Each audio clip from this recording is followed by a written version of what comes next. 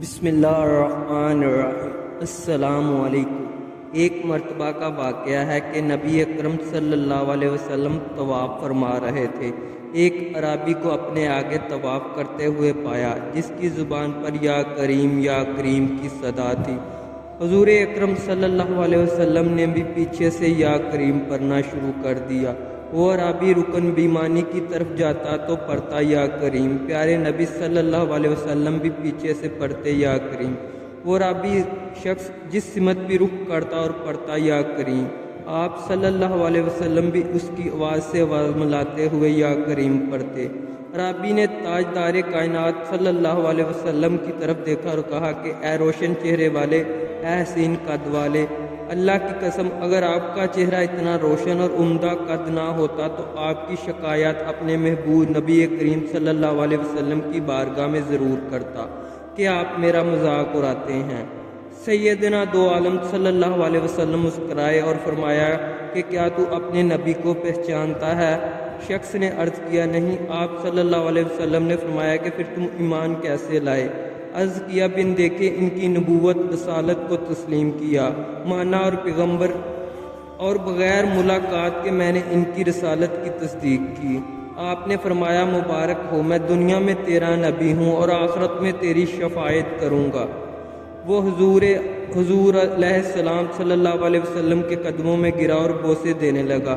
آپ نے فرمایا میرے ساتھ وہ معاملہ نہ کرو جو اجمی لوگ اپنے بادشاہوں کے ساتھ کرتے ہیں۔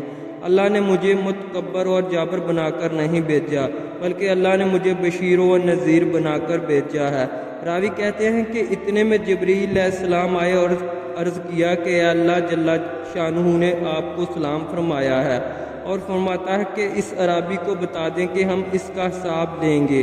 عرابی نے کہا یا رسول اللہ صلی اللہ علیہ وسلم، کیا اللہ میرا حساب لے گا؟ فرمایا ہاں، اگر وہ چاہے تو حساب لے گا۔ عرض کیا کہ اگر وہ میرا حساب لے گا تو میں اس کا حساب لوں گا۔ آپ صلی اللہ علیہ وسلم نے فرمایا کہ تو کس بات پر اللہ سے حساب لے گا؟ اس نے کہا کہ اگر وہ میرے گناہوں کا حساب لے گا تو میں اس کی بخشش کا حساب لوں گا۔ میرے گناہ زیادہ ہیں کہ اس کی بخشش زیادہ ہے۔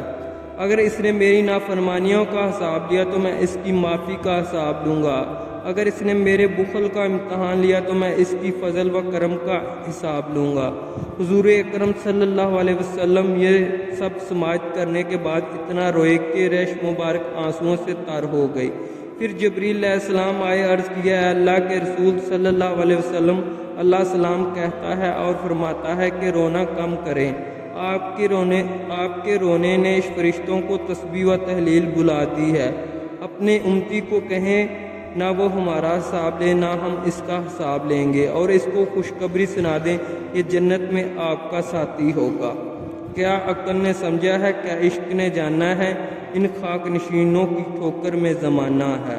سبحان اللہ، اللہ اکبر۔